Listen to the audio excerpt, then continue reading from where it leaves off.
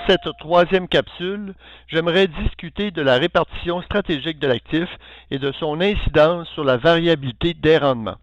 Quand j'utilise avec vous le questionnaire, je vise à mieux comprendre votre situation financière afin de déterminer quelle répartition de l'actif vous permettra d'atteindre vos objectifs à long terme, sans perdre le sommeil.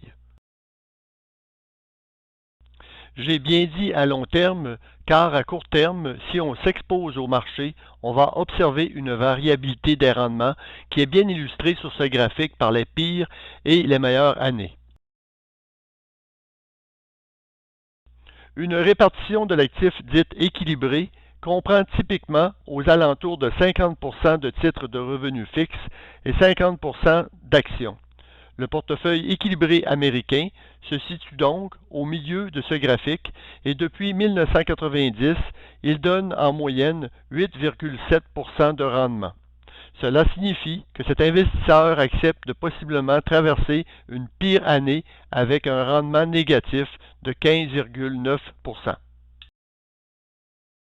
Si vous êtes un jeune investisseur qui épargne pour la retraite et que vous n'aurez pas besoin de votre argent avant plusieurs années, vous pourriez attribuer une plus grande part de votre portefeuille aux actions, disons 90% d'actions et 10% de titres de revenus fixes.